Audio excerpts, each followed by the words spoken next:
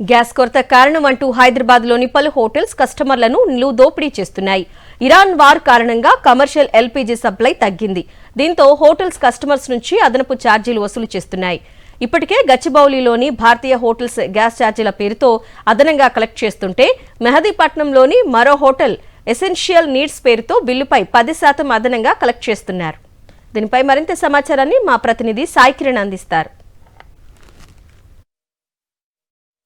Iran Israel యుద్ధంతో ఏర్పడినటువంటి gas కొరతలో భాగంగా ఇటు హోటల్ ఇండస్ట్రీ పూర్తిగా దోపిడీకి పాల్పడుతుంది. సో అంటే వాళ్లకు కమర్షియల్ గ్యాస్ సిలిండర్లు దొరకకపోవడంతో ఇదే అదునుగా ఇటు కస్టమర్ల మీద పెద్ద ఎత్తున దోపిడీకి ప్లాన్ చేసింది. అంటే వారికి కమర్షియల్ సిలిండర్స్ దొరకట్లేదు అనేటువంటి ఒక సాకుతో ఎసెన్షియల్ నీడ్స్ అనేటువంటి పేరుతో 10% ట్యాక్స్ను కూడా టోటల్ బిల్పై కూడా వేస్తున్నటువంటి పరిస్థితి ఉంది.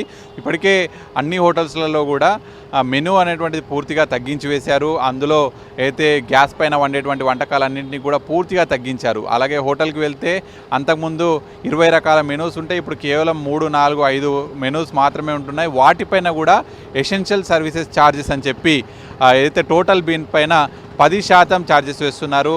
ఒకవేళ దాదాపు 4,000 బిల్ అయితే అందులో ఏదైతే ఎసెన్షియల్ సర్వీస్ ఛార్జెస్ అని చెప్పి 500 వరకు ప్రత్యేకంగా ఛార్జ్ వేయడం అనేటువంటిది కస్టమర్ల మీద పూర్తిగా భారం వేస్తున్నారు.